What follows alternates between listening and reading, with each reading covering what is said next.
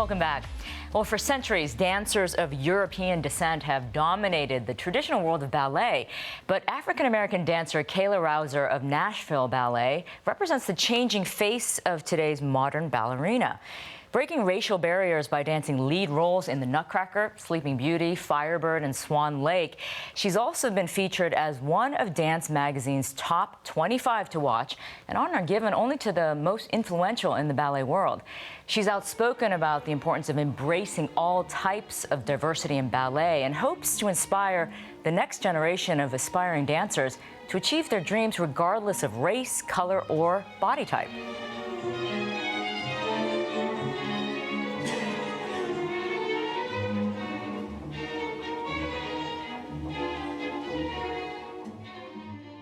Just stunning. Well, Kayla Rowser joins us now from Nashville, Tennessee. Kayla, welcome to Full Frame.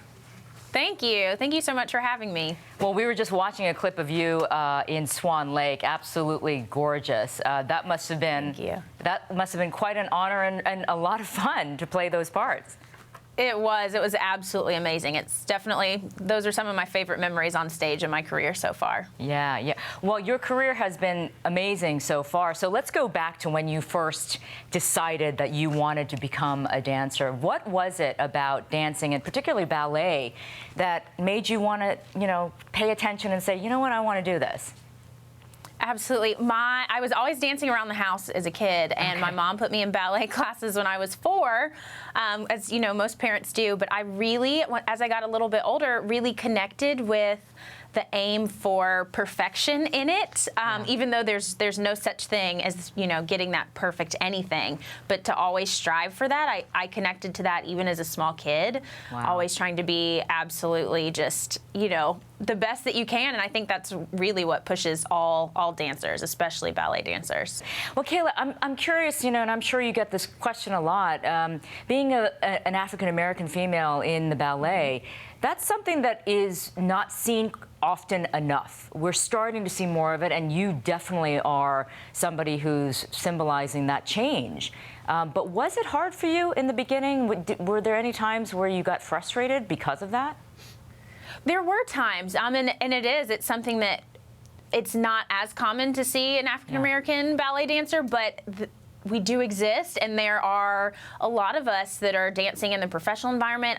In my teaching, I also teach a lot of students from all different types of diverse backgrounds. Yeah. And it's really lovely to be able to see that change in the dance studio setting, because if it's not happening on a student level, it clearly won't happen on a professional level. So very slowly, I think you start to see that change. But as a young student, I did realize I was the only one in the class who looked a little bit different, but I didn't have people necessarily point that out to me, which I'm very, very grateful for. Were there times, and are there still times, when you feel like you have to be even better than every other dancer, because there may still be those, either in the company or others watching or even in the audience saying, you know what, she's different, so she better prove herself? Absolutely. And that's just kind of a mindset that I'm not sure how much of that has been put on from societal standards and ballet standards. But I put that pressure on myself too. Yeah. And I think because I do feel that pressure, I think it really, I'm focused in the studio in ways that there's just a little extra something behind it when you feel like there could be a dancer who's a young dancer who might look at me, and whether they see their body in me, whether they see, their training in me. I didn't train at a huge school growing up, or whether they see their racial identity in me.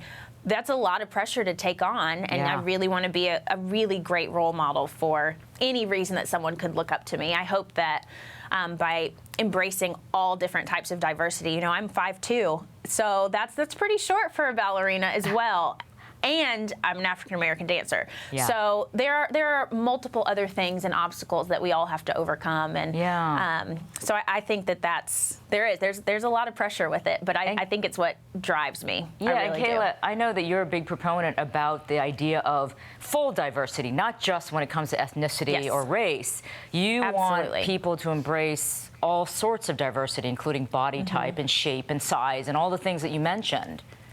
Right. I really do. I think it's something that whether you don't have great feet or whether you aren't, 5'8" with super, super long limbs or, have a more European look to you, all of those different things create kind of this kind of old school mentality on what a ballerina has to be and what they have to look like. Right. And some of it, and all of those aspects don't only deal with race. There's absolutely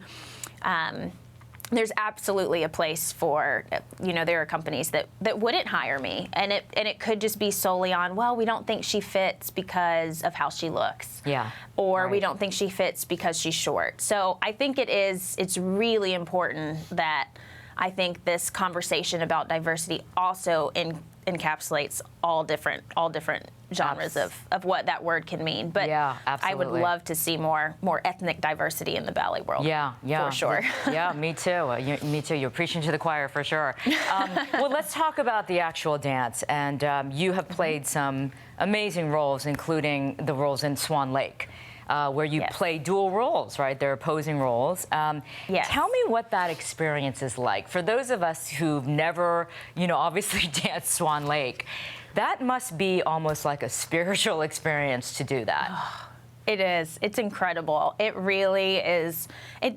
The weeks, not even weeks, the months leading up to Swan Lake were some of the most challenging and exhausting and rewarding weeks that I've ever had.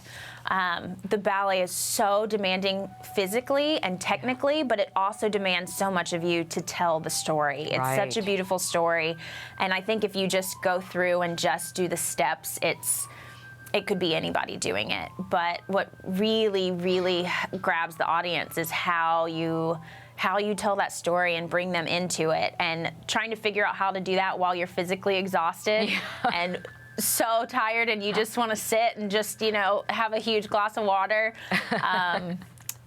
That's tough. But because of that, I believe I just feel like I can do anything after having done that role. It definitely gave me confidence a different kind of confidence than I had before dancing those roles. Yeah, what an iconic role for it to make such an impact on your life that way. Yes. So that's fantastic. Absolutely. Well, Kayla, I'm wondering the difference in the audiences that you see now compared to the past, where audiences were traditionally, Caucasian because of the ballet. But are you seeing that shift in more diversity with the audience?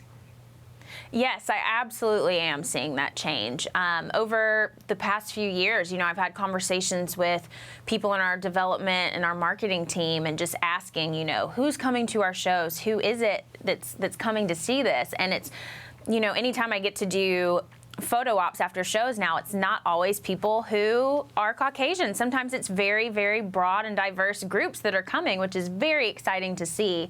And I think some of that just comes from, here at Nashville, our company, which I love, not everyone looks the exact same. Some of us are shorter, taller, more athletic, really long and lean. Yeah. And it's really, really wonderful that we all come together, and it's really about the art and what we make together. And Right.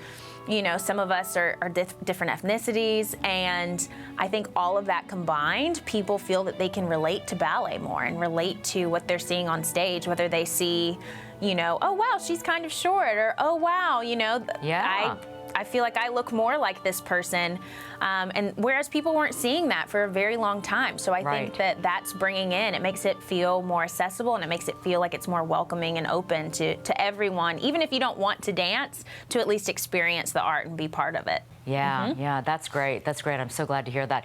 All right, well, thank you so much, Kayla. It was a great honor, and it was so much fun talking to you. So keep up the great work. Thank you. Thank you so much for having me. This has been wonderful, so thank you. All right. We'll be right back with this week's Full Frame Close-Up.